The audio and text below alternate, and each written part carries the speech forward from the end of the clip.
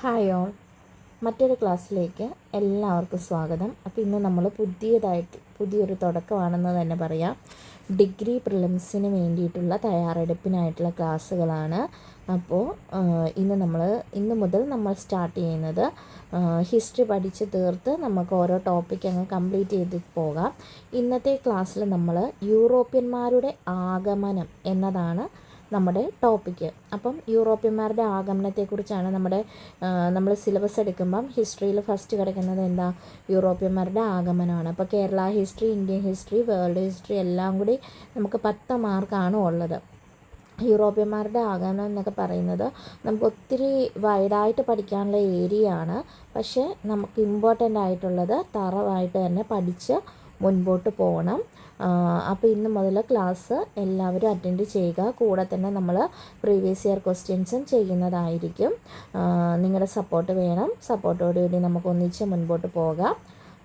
കൂടുതൽ പറയുന്നില്ല, ക്ലാസ് കണ്ട് നിങ്ങളുടെ അഭിപ്രായങ്ങൾ കമൻ്റായിട്ട് രേഖപ്പെടുത്തുക. ഓക്കെ, അപ്പോൾ നമുക്ക് ക്ലാസ്സിലേക്ക് കടക്കാം.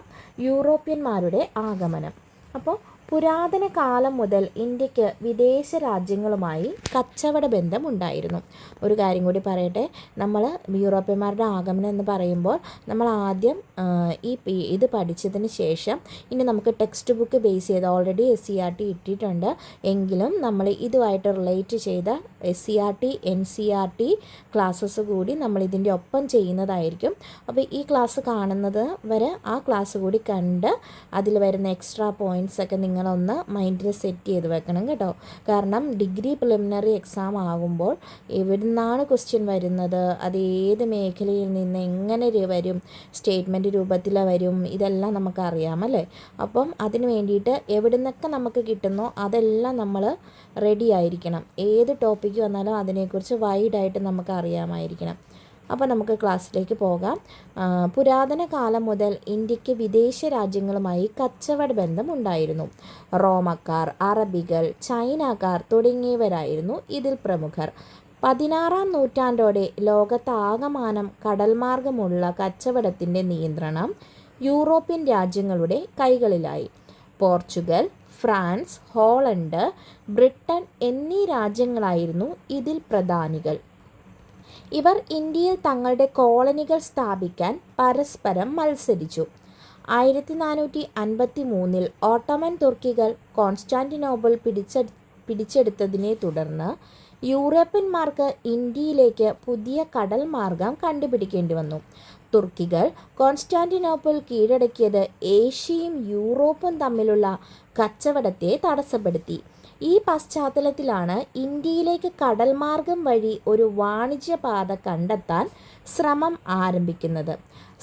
സമുദ്രത്തിലൂടെ ഒരു വാണിജ്യപാത കണ്ടെത്തിയതോടെ പോർച്ചുഗീസുകാരും ഡച്ചുകാരും ഇംഗ്ലീഷുകാരും ഫ്രഞ്ചുകാരും കച്ചവടത്തിനായി ഇന്ത്യയിലെത്തിയ ആദ്യ വിദേശികളായിരുന്നു അറബികൾ. ഇന്ത്യയിലെത്തിയ ആദ്യ വിദേശികൾ ആരാണ്? അറബികളാണ് കേട്ടോ, ഓർത്തു വെച്ചോണം. ഇന്ത്യയിലെത്തിയ ആദ്യ വിദേശികൾ ആരാണെന്ന് ചോദിച്ചാൽ അത് ആരാണ്? അത് അറബികളാണ്. ഇന്ത്യയിലെത്തിയ ആദ്യ വിദേശികൾ അറബികൾ. അടുത്ത പോയിന്റ് നോക്കിക്കേ, ഇന്ത്യയിൽ കടൽ മാർഗം കച്ചവടത്തിനായി എത്തിയ ആദ്യ യൂറോപ്യന്മാർ പോർച്ചുഗീസുകാരാണ്. അപ്പോൾ ഇന്ത്യയിൽ ആദ്യം എത്തിയ വിദേശികൾ ആരാണ്? അത് അറബികളാണ്. പക്ഷേ ഇന്ത്യയിൽ കടൽ മാർഗം, പ്രത്യേകം ഓർത്തോണം, കടൽ മാർഗം കച്ചവടത്തിനെത്തിയ ആദ്യ യൂറോപ്യന്മാരാണ് പോർച്ചുഗീസുകാർ. കടൽ മാർഗം കച്ചവടത്തിനെത്തിയ ആദ്യ യൂറോപ്യന്മാരാണ് പോർച്ചുഗീസുകാർ. കടൽ മാർഗം ഇന്ത്യയിലെത്തിയ ആദ്യ യൂറോപ്യനാണ് വാസ്കോഡ് ഗാമ. കടൽ മാർഗം ഇന്ത്യയിലെത്തിയ ആദ്യ യൂറോപ്യൻ ആരാണ്? അത് വാസ്കോഡ് ഗാമയാണ്. കടൽ മാർഗം ഇന്ത്യയിൽ ആദ്യമായി എത്തിയ പോർച്ചുഗീസ് സഞ്ചാരിയാണ് പെരോ ഡ കോവിൽഹ. കരമാർഗം ഇന്ത്യയിലെത്തിയ, അപ്പോൾ കടൽ മാർഗം വന്നത് ആരാണ്? വാസ്കോഡ് ഗാമ. ഇനി നോക്കിക്കേ, കരമാർഗം ഇന്ത്യയിൽ ആദ്യമായി എത്തിയ പോർച്ചുഗീസ് സഞ്ചാരിയാണ് പെരോ ഡ കോവിൽഹ.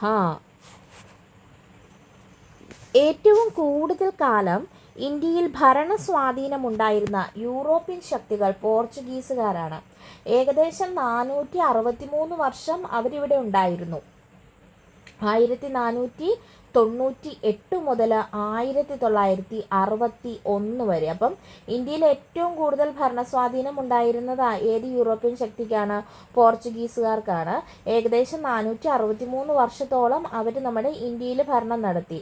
1498 വാസ്കോഡഗാമ വന്നപ്പോൾ മുതൽ 1961 നമ്മൾ ഇന്ത്യൻ സൈന്യം പിടിച്ചെടുക്കുന്നത് വരെ അവർ ഇവിടെ ഭരണം നടത്തി പോന്നു. പോർച്ചുഗീസ് രാജാവ് ഇംഗ്ലണ്ടിലെ ചാൾസ് രണ്ടാമന് സ്ത്രീധനമായി നൽകിയ ഇന്ത്യൻ പ്രദേശമാണ് ബോംബെ. നോക്കിക്കേ, പോർച്ചുഗീസ് രാജാവ് ഇവിടെ ഭരണം നടത്തി അല്ലേ. അപ്പോൾ പോർച്ചുഗീസ് രാജാവ് ഇംഗ്ലണ്ടിലെ ചാൾസ് രണ്ടാമന് സ്ത്രീധനമായി നൽകിയ ഇന്ത്യൻ പ്രദേശം ഏതാണ്? അത് ബോംബെയാണ്. എന്ത് കഷ്ടമല്ലേ. പോർച്ചുഗീസ് രാജാവ് ഇംഗ്ലണ്ടിലെ ചാൾസ് രണ്ടാമന് സ്ത്രീധനമായി നൽകിയ ഇന്ത്യൻ പ്രദേശം ഏതാണ്? അത് ബോംബെയാണ്.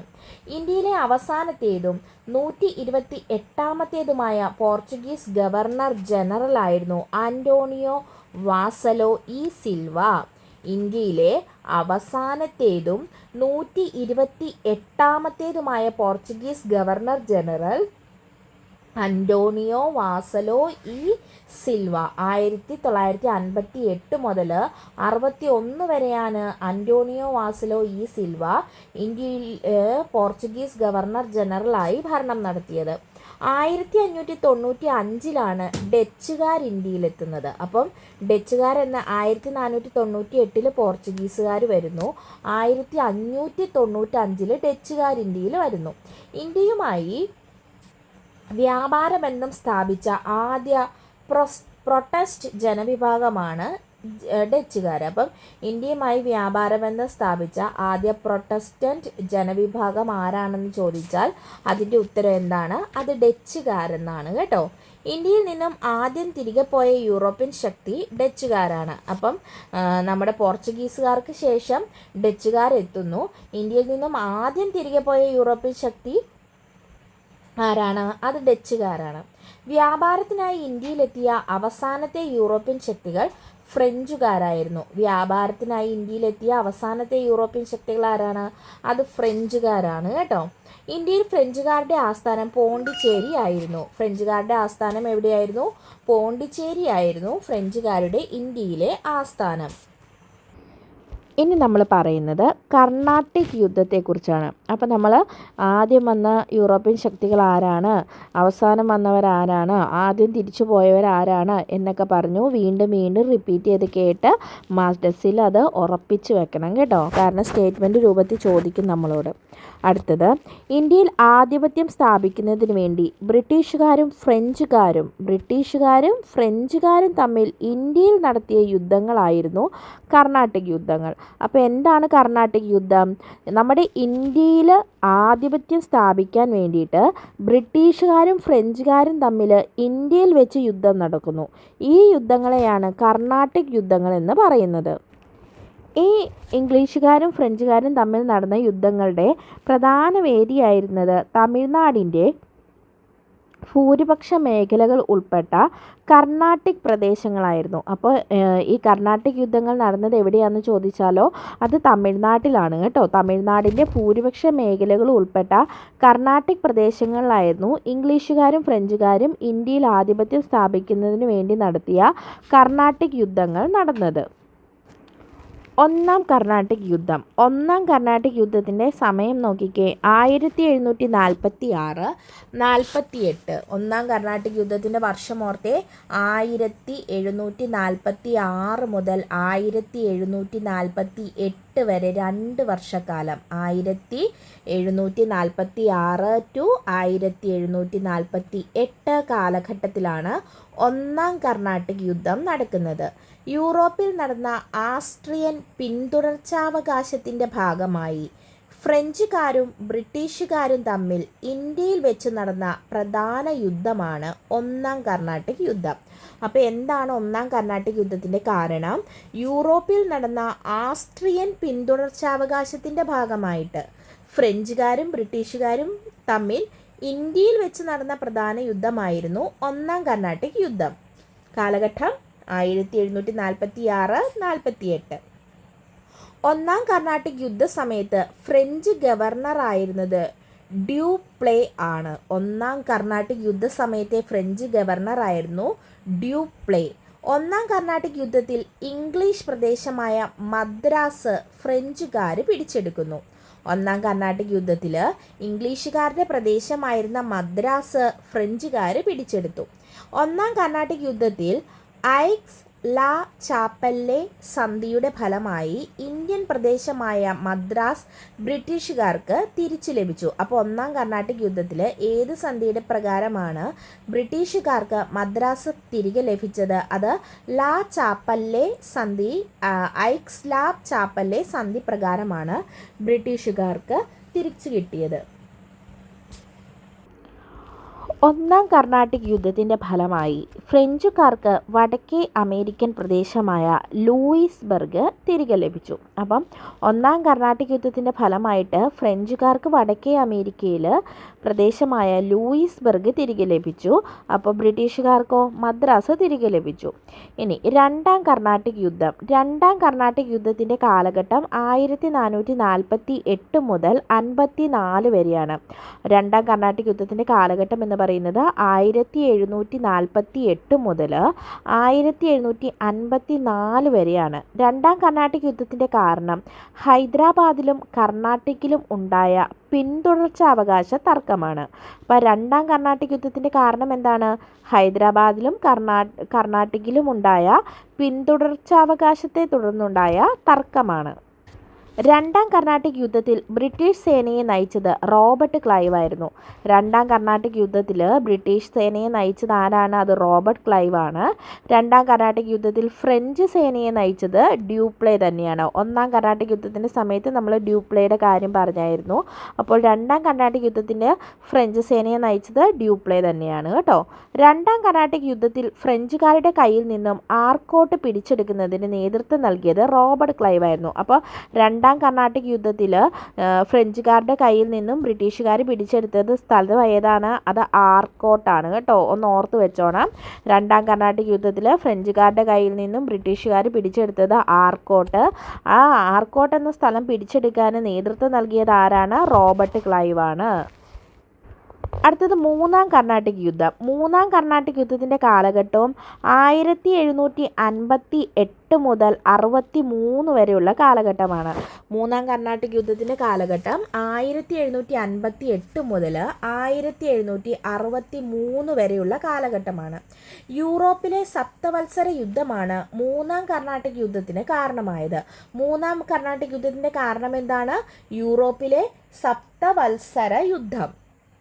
1756 ബ്രിട്ടനും ഫ്രാൻസും തമ്മിലായിരുന്നു സപ്തവത്സര യുദ്ധം നടന്നത്. അപ്പോൾ സപ്തവത്സര യുദ്ധം നടന്നത് ആരൊക്കെ തമ്മിലാണ്? ബ്രിട്ടനും ഫ്രാൻസും തമ്മിൽ 1756 സപ്തവത്സര യുദ്ധം നടക്കുന്നത്. മൂന്നാം കർണാട്ടിക് യുദ്ധകാലത്ത് ഫ്രഞ്ച് ഗവർണർ ജനറൽ ആയിരുന്നു കൗണ്ട് ഡി ലാലി. മൂന്നാം കർണാട്ടിക് യുദ്ധകാലത്തെ ഫ്രഞ്ച് ഗവർണർ ജനറൽ ആരായിരുന്നു? കൗണ്ട് ഡി ലാലിയാണ് മൂന്നാം കർണാട്ടിക് യുദ്ധകാലത്ത് ഫ്രഞ്ച് ഗവർണർ ജനറൽ ആയിരുന്നത്. അടുത്തതാണ് വാണ്ടി വാഷ് യുദ്ധം. വാണ്ടി വാഷ് യുദ്ധം. എന്താണ് വാണ്ടി വാഷ് യുദ്ധം? മൂന്നാം കർണാട്ടിക് യുദ്ധത്തിലെ പ്രധാന പോരാട്ടമാണ് വാണ്ടി വാഷ് യുദ്ധം. ഇന്ത്യയിലെ ഫ്രഞ്ച് പതനത്തിന് കാരണമായ യുദ്ധമാണ് വാണ്ടി വാഷ് യുദ്ധം. ഇമ്പോർട്ടൻ്റ് ആയിട്ടുള്ളൊരു പോയിൻ്റാണ്. ഇന്ത്യയിലെ ഫ്രഞ്ച് പതനത്തിന് കാരണമായ യുദ്ധം ഏതാണ്? വാണ്ടി വാഷ് യുദ്ധമാണ്. ഇന്ത്യയിൽ ഫ്രഞ്ച് പതനത്തിന് കാരണമായ യുദ്ധം ഏതാണ്? വാണ്ടി വാഷ് യുദ്ധം. 1760 വാണ്ടി വാഷ് യുദ്ധം നടന്നത്. വാണ്ടി വാഷ് യുദ്ധത്തിൻ്റെ വർഷം 1760. വാണ്ടി വാഷ് സ്ഥിതി ചെയ്യുന്ന ഇന്ത്യൻ സംസ്ഥാനം തമിഴ്നാട്. വന്തവാശി എന്നും അറിയപ്പെടുന്നു. അപ്പോൾ വാണ്ടി വാഷ് യുദ്ധം നടന്നത് തമിഴ്നാട്ടിലാണ്. 1760 ഫ്രഞ്ചുകാരുടെ പതനത്തിന്, ഇന്ത്യയിലെ ഫ്രഞ്ചുകാരുടെ പതനത്തിന് കാരണമായ യുദ്ധമാണ് വാണ്ടി വാഷ് യുദ്ധം. ഓർത്തിരുന്നോണേ, അതാണ് ഇമ്പോർട്ടൻറ്റ് ക്വസ്റ്റ്യൻ. ദെൻ വാണ്ടി വാഷ് സ്ഥിതി ചെയ്യുന്ന ഇന്ത്യൻ സംസ്ഥാനം ചോദിച്ചാൽ അത് തമിഴ്നാട്. ഇനി വന്തവാശി എന്ന് ചോദിച്ചാലും എന്ത് തന്നെയാണ്? വാണ്ടി വാഷിനെ സൂചിപ്പിക്കുന്നു എന്ന് ഓർത്തോണം. വാണ്ടി വാഷ് യുദ്ധത്തിൽ ഫ്രഞ്ചുകാരെ പരാജയപ്പെടുത്തിയ ഇംഗ്ലീഷ് സൈന്യാധിപനാണ് കേണൽ ആയർകൂട്ട്. ഓർത്തിരുന്നോണം, വാണ്ടിവാഷ് യുദ്ധത്തിൽ ഫ്രഞ്ചുകാരെ പരാജയപ്പെടുത്തിയ ഇംഗ്ലീഷ് സൈന്യാധിപനാണ് കേണൽ ആയർകൂട്ട്. വാണ്ടിവാഷ് യുദ്ധത്തിൽ പരാജയപ്പെട്ട ഫ്രഞ്ച് ഗവർണർ ജനറലാണ് കൗണ്ട് ഡി ലാലി. വാണ്ടിവാഷ് യുദ്ധത്തിൽ പരാജയപ്പെട്ട ഫ്രഞ്ച് ഗവർണർ ജനറൽ ആരാണ്? അത് കൗണ്ട് ഡി ലാലിയാണ്. കർണാട്ടിക് യുദ്ധം അവസാനിക്കാൻ കാരണമായ സന്ധികൾ നോക്കാം. ഒന്നാം കർണാട്ടിക് യുദ്ധം അവസാനിക്കാൻ കാരണമായ സന്ധി ഏതാണ്? അത് ഐക്സ്ല-ചാപ്പലെ സന്ധി 1748. ഒന്നാം കർണാട്ടിക് യുദ്ധം അവസാനിക്കാൻ കാരണമായ സന്ധിയാണ് ഐക്സ്ല-ചാപ്പലെ സന്ധി 1748. രണ്ടാം കർണാട്ടിക് യുദ്ധം അവസാനിക്കാൻ കാരണമായ സന്ധിയാണ് പോണ്ടിച്ചേരി സന്ധി 1754. അപ്പോൾ രണ്ടാം കർണാട്ടിക് യുദ്ധം അവസാനിക്കാൻ കാരണമായ സന്ധി ഏതാ? അത് പോണ്ടിച്ചേരി സന്ധിയാണ്. ആ സന്ധിയുടെ വർഷം 1754. മൂന്നാം കർണാട്ടിക് യുദ്ധമോ? പാരീസ് ഉടമ്പടി പ്രകാരമാണ് മൂന്നാം കർണാട്ടിക് യുദ്ധം അവസാനിക്കുന്നത് 1763. മൂന്നാം കർണാട്ടിക് യുദ്ധം അവസാനിക്കുന്നത് ഏത് ഉടമ്പടി പ്രകാരമാണ്? പാരീസ് ഉടമ്പടി പ്രകാരമാണ് 1763. അപ്പോൾ ഈ 3 സന്ധികളും ഇതിൻ്റെ വർഷം ഒന്ന് നല്ലപോലെ ഓർത്തിരുന്നണം. അടുത്ത നമ്മൾ പ്ലാസി യുദ്ധത്തിലേക്കാണ് പോകുന്നത്. അപ്പോൾ നമുക്ക് പ്ലാസി യുദ്ധത്തെക്കുറിച്ച് പഠിക്കാം. ബ്രിട്ടീഷുകാർ ഇന്ത്യയിൽ രാഷ്ട്രീയാധികാരത്തിന് അടിത്തറയിട്ടത് ബംഗാളിലാണ്. ബ്രിട്ടീഷുകാർ ഇന്ത്യയിൽ രാഷ്ട്രീയ അധികാരത്തിന് അടിത്തറയിട്ട സ്ഥലം ഏതാണ്? അത് ബംഗാളിലാണ്. അപ്പോൾ ബ്രിട്ടീഷുകാർ ഇന്ത്യയിൽ അവരുടെ രാഷ്ട്രീയമായ കാര്യങ്ങൾക്ക് തുടക്കം കുറിച്ചത് എവിടെയാണ്? ബംഗാളിലാണ് കേട്ടോ. ബ്രിട്ടീഷുകാർ ഇന്ത്യയിൽ ആധിപത്യം സ്ഥാപിക്കാൻ കാരണമായ യുദ്ധം. PSC വീണ്ടും റിപ്പീറ്റ് ചെയ്ത ക്വസ്റ്റ്യൻ ആണ്. ബ്രിട്ടീഷുകാർ ഇന്ത്യയിൽ ആധിപത്യം സ്ഥാപിക്കാൻ കാരണമായ യുദ്ധമാണ് പ്ലാസി യുദ്ധം. പ്ലാസി യുദ്ധത്തിൻ്റെ വർഷം ഓർത്തിരുന്നോണം, 1757 ജൂൺ 23. പ്ലാസി യുദ്ധത്തിൻ്റെ വർഷം 1757 ജൂൺ 23. ബ്രിട്ടീഷുകാർ ഇന്ത്യയിൽ ആധിപത്യം സ്ഥാപിക്കാൻ കാരണമായ യുദ്ധമാണ് പ്ലാസി യുദ്ധം കേട്ടോ. വർഷം 1757. ഇമ്പോർട്ടൻ്റ് ആയിട്ടുള്ളൊരു പോയിൻ്റാണിത്, എഴുതി വെച്ച് പഠിച്ചോണം. ബ്രിട്ടീഷുകാർ ഇന്ത്യയിൽ ആധിപത്യം സ്ഥാപിക്കാൻ കാരണമായ യുദ്ധം പ്ലാസി യുദ്ധം. വർഷം 1757. ബംഗാളിലെ ഭരണാധികാരിയായ സിറാജ് ഉദ്ദൗളയും ബ്രിട്ടീഷുകാരും തമ്മിലായിരുന്നു പ്ലാസി യുദ്ധം നടന്നത്. പ്ലാസി യുദ്ധം നടന്നത് ആരൊക്കെ തമ്മിലാണ്? ബംഗാളിലെ ഭരണാധികാരിയായിരുന്ന സിറാജ് ഉദ്ദൗളയും ബ്രിട്ടീഷുകാരും തമ്മിൽ. പ്ലാസി യുദ്ധം നടന്നത് ആരൊക്കെ തമ്മിലാണ്? ബംഗാളിലെ ഭരണാധികാരിയായിരുന്ന സിറാജ് ഉദ്ദൗളയും ബ്രിട്ടീഷുകാരും തമ്മിലാണ് പ്ലാസി യുദ്ധം നടന്നത്. 1756 ബ്രിട്ടീഷുകാരെ പരാജയപ്പെടുത്തി സിറാജ് ഉദ്ദൗള കൽക്കട്ട പിടിച്ചെടുത്തു. റോബർട്ട് ക്ലൈവ് ആയിരുന്നു പ്ലാസി യുദ്ധത്തിൽ ബ്രിട്ടീഷ് സേനയെ നയിച്ചത്. പ്ലാസി യുദ്ധത്തിൽ ബ്രിട്ടീഷ് സേനയെ നയിച്ചത് ആരാണ്? റോബർട്ട് ക്ലൈവ് ആയിരുന്നു കേട്ടോ. 1757 ജനുവരി 2 റോബർട്ട് ക്ലൈവിൻ്റെ നേതൃത്വത്തിലുള്ള ബ്രിട്ടീഷ് സൈന്യം കൽക്കട്ട തിരിച്ചു പിടിച്ചു. അപ്പോൾ 1756 സിറാജ് ഉദ്ദൗള കൽക്കട്ട പിടിച്ചെടുക്കുന്നു ബ്രിട്ടീഷുകാരിൽ നിന്നും. ബ്രിട്ടീഷുകാർ എന്ത് ചെയ്യുന്നു? 1757 ജനുവരി 2 റോബർട്ട് ക്ലൈവിൻ്റെ നേതൃത്വത്തിലുള്ള ബ്രിട്ടീഷ് സൈന്യം ഈ കൽക്കട്ടയെ തിരിച്ചു പിടിക്കുന്നു. അപ്പോൾ പ്ലാസി യുദ്ധം ആരൊക്കെ തമ്മിലായിരുന്നു? ബംഗാളിലെ ഭരണാധികാരിയായിരുന്ന സിറാജ് ഉദ്ദൗളയും ബ്രിട്ടീഷുകാരും തമ്മിലായിരുന്നു പ്ലാസി യുദ്ധം. വർഷം 1757 ജൂൺ 23. കൽക്കട്ട തിരിച്ചു പിടിച്ചതിനെ തുടർന്ന് റോബർട്ട് ക്ലൈവും സിറാജ് ഉദ്ദൗളയും തമ്മിൽ ഒപ്പുവെച്ച സന്ധിയാണ് അലിനഗർ സന്ധി. അപ്പോൾ ആദ്യം നമ്മുടെ സിറാജ് ഉദ്ദൗള കൽക്കട്ട ബ്രിട്ടീഷുകാരെ പരാജയപ്പെടുത്തി പിടിച്ചെടുക്കുന്നു. വീണ്ടും റോബർട്ട് ക്ലൈവ് 1757 ഈ സിറാജ് ഉദ്ദൗളയെ പരാജയപ്പെടുത്തി കൽക്കട്ട തിരിച്ചു പിടിക്കുന്നു. അപ്പോൾ കൽക്കട്ട തിരിച്ചു പിടിച്ചതിനെ തുടർന്ന് റോബർട്ട് ക്ലൈവും സിറാജ് ഉദ്ദൗളയും തമ്മിൽ ഒപ്പുവെച്ച സന്ധിയാണ് അലിനഗർ സന്ധി എന്ന് പറയുന്നത്. അപ്പോൾ സിറാജ് ഉദ്ദൗളയെ വഞ്ചിച്ച ബ്രിട്ടീഷുകാരുടെ പക്ഷം ചേർന്ന് അദ്ദേഹത്തിൻ്റെ സൈന്യം സൈന്യാധിപനായിരുന്നു മിർ ജാഫർ. എവിടെയും കാണുമല്ലോ നമ്മുടെ പുറകിൽ നിന്ന് കുത്താനായിട്ട് ഒരാൾ. അതുപോലെ ഇവിടെ ബ്രിട്ടീഷുകാർക്ക് കൂടെ നിന്ന് സിറാജുദ്ദൗളയെ ഒറ്റിക്കൊടുത്ത ആളായിരുന്നു മിർ ജാഫർ. അപ്പം സിറാജുദ്ദൗളയെ വഞ്ചിച്ച് ബ്രിട്ടീഷുകാരുടെ കൂടെ ചേർന്ന അദ്ദേഹത്തിൻ്റെ സൈന്യാധിപൻ, സിറാജുദ്ദൗളയുടെ സൈന്യാധിപനായിരുന്നു മിർ ജാഫർ. പ്ലാസി യുദ്ധത്തെ തുടർന്ന് മിർ ജാഫറിനെ ബംഗാൾ നവാബായി ബ്രിട്ടീഷുകാർ അവരോധിക്കുന്നു. അപ്പോൾ ബ്രിട്ടീഷുകാർ നമ്മുടെ സിറാജുദ്ദൗളയെ പരാജയപ്പെടുത്തി. പ്ലാസി യുദ്ധത്തിൽ അവർ വിജയിക്കുന്നു. അവരെന്ത് ചെയ്യും? ഇവരുടെ ഒറ്റുകാരനായി ചാരനായി നിന്ന മിർ ജാഫറിനെ ബംഗാളിലെ നവാബായി അവരോധിക്കുന്നു. മിർ ജാഫർ അറിയപ്പെടുന്നത് ക്ലൈവിൻ്റെ കുറുക്കൻ, റോബർട്ട് ക്ലൈവിൻ്റെ കുറുക്കൻ എന്നറിയപ്പെടുന്നത് ആരാണ്?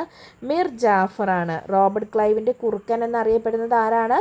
മിർ ജാഫർ. ഓർത്ത് വെച്ചോണം, പ്രീവിയസ് ഇയർ ക്വസ്റ്റ്യൻ ആണ്. പ്ലാസി യുദ്ധസമയത്തെ മുഗൾ ചക്രവർത്തിയായിരുന്നു ആലംഗീർ രണ്ടാമൻ. പ്ലാസി യുദ്ധസമയത്തെ മുഗൾ ചക്രവർത്തി ആലംഗീർ രണ്ടാമനായിരുന്നു. ഈ പ്ലാസി യുദ്ധത്തിന് ശേഷം ബ്രിട്ടീഷ് സൈന്യം പ്ലാസിയിൽ നടത്തിയ കവർച്ച അറിയപ്പെടുന്നത് പ്ലാസി പ്ലണ്ടർ എന്നാണ്. അപ്പം ബ്രിട്ടീഷ് സൈന്യം പ്ലാസി യുദ്ധം നടത്തി. പ്ലാസി യുദ്ധത്തിൽ അവർ വിജയിക്കുന്നു. റോബർട്ട് ക്ലൈവിൻ്റെ കുറുക്കൻ എന്നറിയപ്പെടുന്നത് ആരാണ്? മിർ ജാഫറാണ്. മിർ ജാഫറിനെ അവർ ബംഗാളിലെ നവാബായിട്ട് നിയോഗിക്കുന്നു.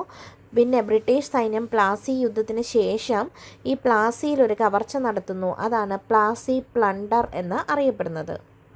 അടുത്തതാണ് ഇരുട്ടറ ദുരന്തം. പ്ലാസി യുദ്ധത്തിന് കാരണമായ സംഭവമാണ് ഇരുട്ടറ ദുരന്തം.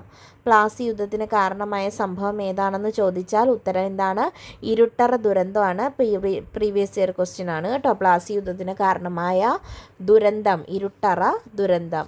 1756 ബംഗാളിലെ നവാബായ സിറാജുദ്ദൗള കൽക്കട്ട പിടിച്ചെടുത്തതിന് ശേഷം സിറാജുദ്ദൗള കൽക്കട്ട 1756 ബ്രിട്ടീഷുകാരിൽ നിന്നും പിടിച്ചെടുത്തു എന്ന് നമ്മൾ പറഞ്ഞു. പിടിച്ചെടുത്തതിന് ശേഷം 146ഓളം വരുന്ന ബ്രിട്ടീഷ് പട്ടാളക്കാരെ ഒരു ഇരുട്ട് മുറിയിൽ അടച്ച് ശ്വാസം മുട്ടിച്ച് കൊന്നു. ഇത് ചരിത്രത്തിലെ ഒരു ഇരുട്ടറ ദുരന്തം, ബ്ലാക്ക് ഹോൾ ട്രാജഡി എന്ന പേരിൽ അറിയപ്പെടുന്നു. മരിച്ചത് ഏകദേശം 123 പേരാണ്. അപ്പോൾ എന്താണ് ഇരുട്ടറ ദുരന്തം എന്ന് ചോദിച്ചാൽ പ്ലാസി യുദ്ധത്തിന് കാരണമായ സംഭവമാണ് ഇരുട്ടറ ദുരന്തം. എന്താണ് സംഭവം? 1756 ബംഗാളിലെ നവാബായ സിറാജുദ്ദൗള കൽക്കട്ട പിടിച്ചെടുത്തു. പിടിച്ചതിന് ശേഷം ഇദ്ദേഹം എന്ത് ചെയ്യുന്നു? ഒരു 146ഓളം വരുന്ന ബ്രിട്ടീഷ് പട്ടാളക്കാരെ ഇരുട്ടുമുറിയിൽ അടച്ച് ശ്വാസം മുട്ടിച്ച് കൊന്നു. ഇത് ചരിത്രത്തിൽ ഇരുട്ടറ ദുരന്തം എന്ന് അറിയപ്പെടുന്നു. അപ്പോൾ ഇതാണ് എന്തിലേക്ക് നയിക്കുന്നത്? പ്ലാസി യുദ്ധത്തിലേക്ക് നയിക്കുന്നത്. അപ്പോൾ പ്ലാസി യുദ്ധത്തെക്കുറിച്ചുള്ള കാര്യങ്ങളാണ് നമ്മൾ പറഞ്ഞത്. അപ്പോൾ പ്ലാസി എവിടെയാണ്? പ്ലാസി പശ്ചിമ ബംഗാളിലാണ് കേട്ടോ. പ്ലാസി എവിടെയാണ്? പശ്ചിമ ബംഗാളിലാണ് പ്ലാസി. അടുത്തതാണ് ബക്സർ യുദ്ധം. ബക്സർ യുദ്ധം ബ്രിട്ടീഷുകാർക്ക് ഇന്ത്യയിൽ അവരുടെ ആധിപത്യം അരക്കെട്ടുറപ്പിക്കാൻ സഹായിച്ച യുദ്ധമാണ് ബക്സർ യുദ്ധം. 1764 ഒക്ടോബർ 22. അപ്പോൾ ഈ ബക്സർ എവിടെയാണ്? ബീഹാറിലാണ് കേട്ടോ ബക്സർ. ബക്സർ യുദ്ധം എന്താണ്? ബ്രിട്ടീഷുകാർക്ക് ഇന്ത്യയിൽ അവരുടെ ആധിപത്യം അരക്കെട്ടുറപ്പിക്കാൻ സഹായിച്ച യുദ്ധമാണ് ബക്സർ യുദ്ധം. അപ്പം ഇന്ത്യയിൽ അവരുടെ ബ്രിട്ടീഷുകാരുടെ ആധിപത്യം ഉറപ്പിക്കാൻ സഹായിച്ച യുദ്ധം ചോദിച്ചാൽ ബക്സർ യുദ്ധം 1764. ബക്സർ യുദ്ധസമയത്ത് ബംഗാളിലെ ഗവർണറായിരുന്നു ഹെൻറി വാൻസിറ്റാർട്ട്. ബക്സർ യുദ്ധത്തിൽ ബ്രിട്ടീഷുകാർക്കെതിരെ പോരാടിയ ഇന്ത്യൻ ഭരണാധികാരികളാണ് ബംഗാളിലെ നവാബായ മിർ കാസിം, മുഗൾ രാജാവായ ഷാ ആലം രണ്ടാമൻ, ഔദിലെ നവാബായ ഷുജ ഉദ് ദൗള. അപ്പോൾ ബക്സർ യുദ്ധത്തിൽ ബ്രിട്ടീഷുകാർക്കെതിരെ പോരാടിയ ഇന്ത്യൻ ഭരണാധികാരികൾ ആരൊക്കെയാണ്? ബംഗാളിലെ നവാബായ മിർ കാസിം, മുഗൾ രാജാവായ ഷാ ആലം രണ്ടാമൻ, ഔദിലെ നവാബായ ഷുജ ഉദ് ദൗള. ഇവരാണ് ബക്സർ യുദ്ധത്തിൽ ബ്രിട്ടീഷുകാർക്കെതിരെ പോരാടിയ ഇന്ത്യൻ ഭരണാധികാരികൾ. അപ്പോൾ ബക്സർ യുദ്ധ സമയത്തെ ബംഗാളിലെ ഗവർണറായിരുന്നത് ആരാണ്? അത് ഹെൻറി വാൻസിറ്റാർട്ടാണ്. ബക്സർ യുദ്ധത്തിൻ്റെ വർഷം 1764. ഇന്ത്യയിൽ ബ്രിട്ടീഷുകാരുടെ ആധിപത്യം അരക്കെട്ടുറപ്പിക്കാൻ സഹായിച്ച യുദ്ധമാണ് ബക്സർ യുദ്ധം. അലഹബാദ് ഉടമ്പടി. എന്താണ് അലഹബാദ് ഉടമ്പടി? ബക്സർ യുദ്ധം അവസാനിക്കാൻ കാരണമായ ഉടമ്പടിയാണ് അലഹബാദ് ഉടമ്പടി. ബക്സർ യുദ്ധം അവസാനിക്കാൻ കാരണമായ ഉടമ്പടിയാണ് അലഹബാദ് ഉടമ്പടി 1765. അപ്പം ബക്സർ യുദ്ധം അവസാനിക്കാൻ കാരണമായ ഉടമ്പടിയാണ് അലഹബാദ് ഉടമ്പടി 1765. അലഹബാദ് ഉടമ്പടി ഒപ്പുവെച്ച ബംഗാൾ ഗവർണറായിരുന്നു റോബർട്ട് ക്ലൈവ്. അലഹബാദ് ഉടമ്പടിയിൽ ഒപ്പുവെച്ച ബംഗാളിലെ ഗവർണർ റോബർട്ട് ക്ലൈവ് ആയിരുന്നു. ഈ ഉടമ്പടിയുടെ ഫലങ്ങൾ ബംഗാൾ, ബീഹാർ, ഒറീസ എന്നിവിടങ്ങളിൽ നിന്ന് നികുതി പിരിച്ചെടുക്കാനുള്ള അവകാശം ഈസ്റ്റ് ഇന്ത്യ കമ്പനിക്ക് ലഭിച്ചു. അപ്പം ഈ അലഹബാദ് ഉടമ്പടിയുടെ ഫലമായിട്ട് ബംഗാൾ, ബീഹാർ, ഒറീസ എന്നിവിടങ്ങളിൽ നിന്ന് നികുതി പിരിച്ചെടുക്കാനുള്ള അവകാശം ആർക്ക് ലഭിക്കുന്നു? ഈസ്റ്റ് ഇന്ത്യ കമ്പനിക്ക് ലഭിച്ചു. ബംഗാളിൽ ക്രമസമാധാന പാലനത്തിന് ചുമതലയുള്ള ഉദ്യോഗസ്ഥനെ നിയമിക്കാനുള്ള അവകാശവും കമ്പനിക്ക് കൊടുക്കുന്നു. അപ്പോൾ ബംഗാളിൽ എന്തെങ്കിലും ക്രമസമാധാന പ്രശ്നമുണ്ടായാൽ അത് പരിഹരിക്കുന്നതിന് ബ്രിട്ടീഷ് ഉദ്യോഗസ്ഥനെ നിയമിക്കാനുള്ള അവകാശവും കമ്പനിക്ക് ഈ അലഹബാദ് ഉടമ്പടി പ്രകാരം ലഭിക്കുന്നു. ഇനി മൈസൂർ യുദ്ധങ്ങളെക്കുറിച്ചാണ് പറയുന്നത്. അതായത് ഈ യുദ്ധങ്ങളൊക്കെ മുഖേനയാണ് ഈ ഇംഗ്ലീഷുകാർ എവിടെ ആധിപത്യം ഉറപ്പിക്കുന്നത്? ഇന്ത്യയിൽ ആധിപത്യം ഉറപ്പിക്കുന്നത്. അപ്പം നമ്മൾ യൂറോപ്യന്മാരുടെ ആഗമനത്തെക്കുറിച്ചാണല്ലോ പഠിക്കുന്നത്. മൈസൂർ യുദ്ധം. ദക്ഷിണേന്ത്യയിൽ ഇംഗ്ലീഷുകാരും മൈസൂർ സുൽത്താന്മാരും തമ്മിൽ നടന്ന യുദ്ധങ്ങളാണ് മൈസൂർ യുദ്ധങ്ങൾ. എന്താണ് മൈസൂർ യുദ്ധങ്ങൾ എന്ന് ചോദിച്ചാൽ, ദക്ഷിണേന്ത്യയിൽ ഇംഗ്ലീഷുകാരും മൈസൂർ മൈസൂർ ഭരിച്ചുകൊണ്ടിരുന്നത് സുൽത്താന്മാരാണ്. അപ്പം മൈസൂർ സുൽത്താന്മാരും ഇംഗ്ലീഷുകാരും തമ്മിൽ നടന്ന യുദ്ധങ്ങളാണ് മൈസൂർ യുദ്ധങ്ങൾ എന്ന് അറിയപ്പെടുന്നത്. ദക്ഷിണേന്ത്യയിൽ ഇംഗ്ലീഷ് കമ്പനിക്ക് നേരിടേണ്ടി വന്ന പ്രബല ശക്തിയായിരുന്നു മൈസൂർ സുൽത്താന്മാർ. മൈസൂർ യുദ്ധങ്ങൾ നയിച്ച മൈസൂർ സുൽത്താന്മാരാണ് ഹൈദരാലിയും ടിപ്പു സുൽത്താനും. ഹൈദരാലിയും ടിപ്പു സുൽത്താനും വളരെ ഇമ്പോർട്ടൻ്റ് ആണ് കേട്ടോ. ഹൈദരാലിക്ക് മുമ്പ് മൈസൂർ ഭരിച്ചിരുന്ന ഭരണാധികാരിയായിരുന്നു കൃഷ്ണരാജ വോഡയാർ. കൃഷ്ണരാജ വോഡയാറായിരുന്നു ഹൈദരാലിക്ക് മുമ്പ് മൈസൂർ ഭരിച്ചിരുന്ന ഭരണാധികാരി. ഒന്നാം മൈസൂർ യുദ്ധങ്ങൾ ഇമ്പോർട്ടൻ്റ് ആണ്. മൈസൂർ യുദ്ധങ്ങൾ നല്ലപോലെ നമ്മൾ പഠിക്കണം. 1767, 1769. അപ്പോൾ ഒന്നാം മൈസൂർ യുദ്ധത്തിൻ്റെ സമയം എത്രയാണ്? 1767, 1769. ഹൈദരാലിയും ഇംഗ്ലീഷുകാരും തമ്മിലായിരുന്നു ഒന്നാം മൈസൂർ യുദ്ധം. അപ്പോൾ ഒന്നാം മൈസൂർ യുദ്ധത്തിൽ ആരാണ്? ഹൈദരാലിയാണ്. അതിൻ്റെ കാലഘട്ടം 1767, 1769. ഇനി ഒന്നാം മൈസൂർ യുദ്ധത്തിൽ വിജയിച്ചത് ആരാണ്? ഹൈദരാലിയാണ് കേട്ടോ. ഒന്നാം മൈസൂർ യുദ്ധത്തിൽ ഹൈദരാലിയാണ് ഇംഗ്ലീഷുകാരെ നേരിട്ടത്. അദ്ദേഹം ഒന്നാം മൈസൂർ യുദ്ധത്തിൽ വിജയിക്കുകയും ചെയ്തു. ഇനി രണ്ടാം മൈസൂർ യുദ്ധം നടക്കുന്നത് 1780-84 കാലഘട്ടത്തിലാണ്. രണ്ടാം മൈസൂർ യുദ്ധം 1780-84. ഒന്നാം മൈസൂർ യുദ്ധം ഏത് സമയത്താണ്? 1767 കേട്ടോ.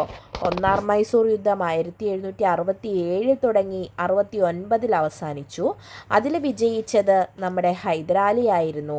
രണ്ടാം മൈസൂർ യുദ്ധം 1780 തുടങ്ങുന്നു, 1784 അവസാനിക്കുന്നത്.